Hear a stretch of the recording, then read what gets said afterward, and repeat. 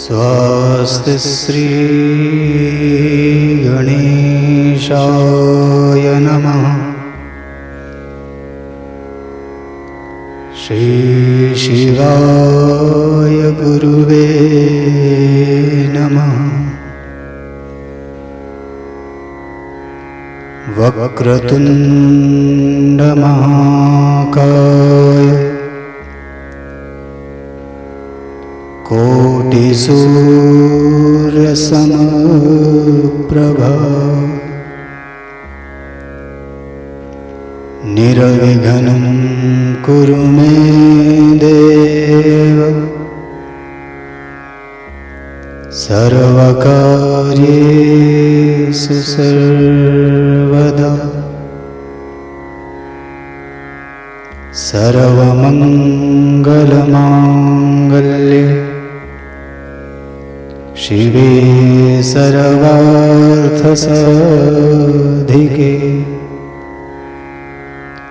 शरण्ये त्र्यंबके गौरी नारायणी नमोस्तुते।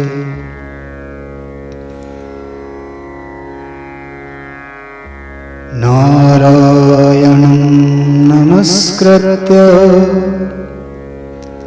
नरं चैव नरोत्तमं देवीं सरस्वतीं व्यासं ततो जयमुदीरये।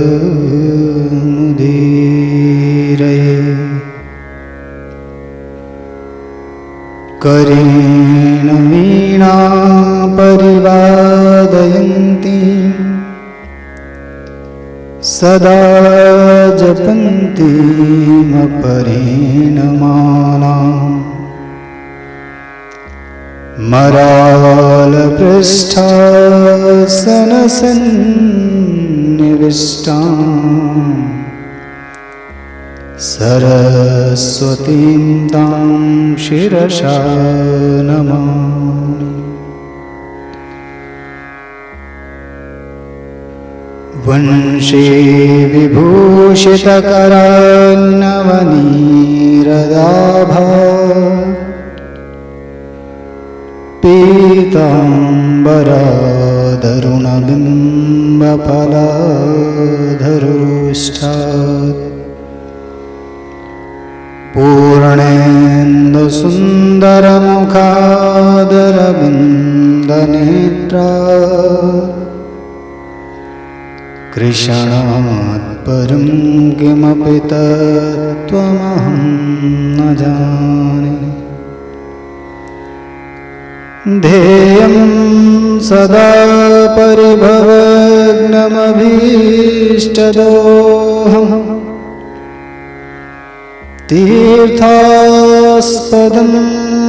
शिवविरञ्चिनुतं शरण्यम्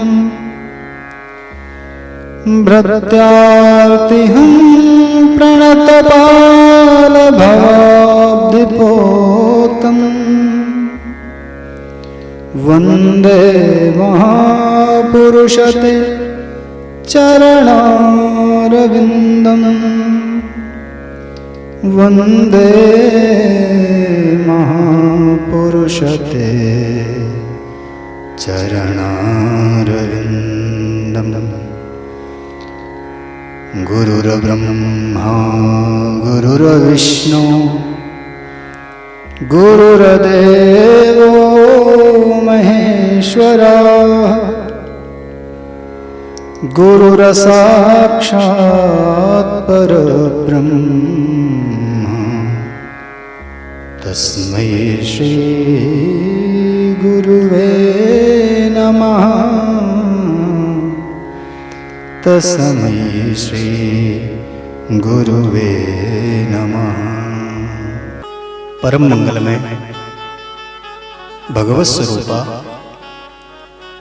श्रीमद् भागवत महापुराण का आश्रय लेते हुए परम पूजनीय श्री सद्गुरुदेव भगवान एवं पूजनीय पिताश्री के चरणों में प्रणाम करते हुए आए इस कथा से जुड़ने का प्रयत्न किया जाए। विगत अंक में आप सब लोगों ने श्रवण किया श्रीमद् भागवत महापुराण के रचयिता महर्षि वेदव्यास जी द्वारा किए गए मंगलाचरण की व्याख्या आप सब लोगों ने श्रवण की। प्रथम श्लोक में वेदव्यास जी ने मंगलाचरण किया है। द्वितीय एवं तृतीय श्लोक में श्रीमद् भागवत महापुराण की महिमा का वर्णन किया है और श्रीमद् भागवत महापुराण में प्रतिपादित विषयों की झलक दिखाई है। अब यहां से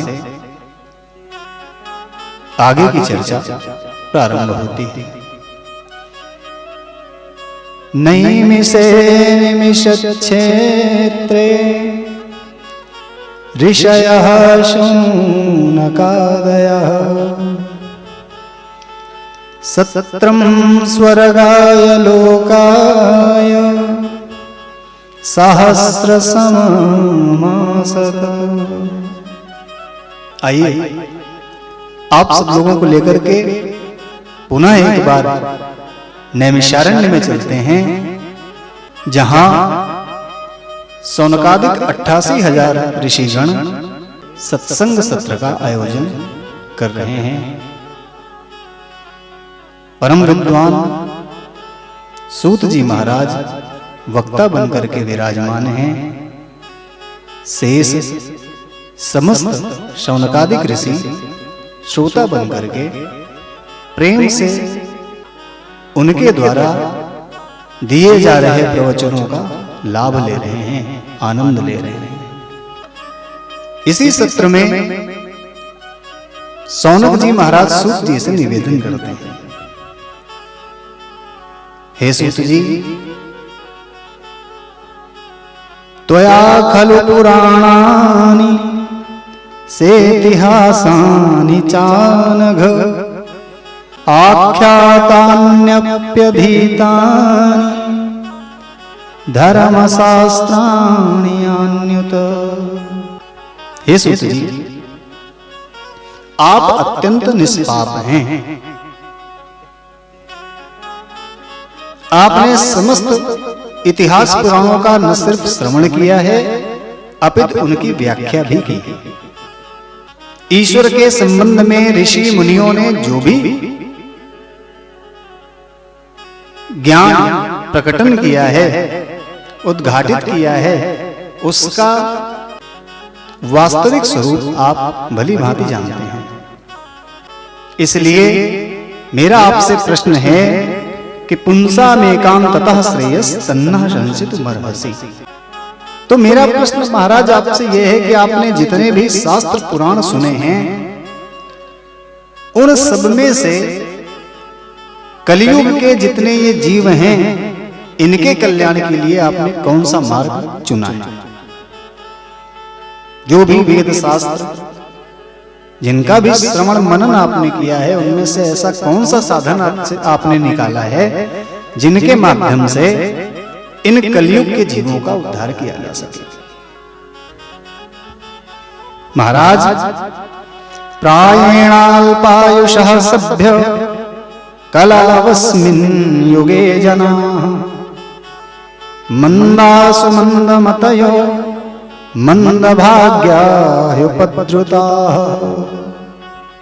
महाराज, सर्वप्रथम तो जो कलियुग का प्राणी है उसकी आयु अत्यंत अल्प है। दूसरी बात, कलियुग का प्राणी किसी भी साधन को करने में अत्यंत आलसी हो गया है। अपने कल्याण के किसी भी साधन को करने में उसे रुचि नहीं रह गई है। तृतीय, कलियुग के प्राणियों का भाग्य भी मंद पड़ गया है, साथ ही वो नाना प्रकार के विघ्न बाधाओं से घिरे हुए हैं। चौथी बात, महाराज जैसा कि आप जानते हैं कि शास्त्र बहुत हैं, बहुत से शास्त्र हैं और उनमें वर्णित जो साधन हैं वो भी बहुत हैं।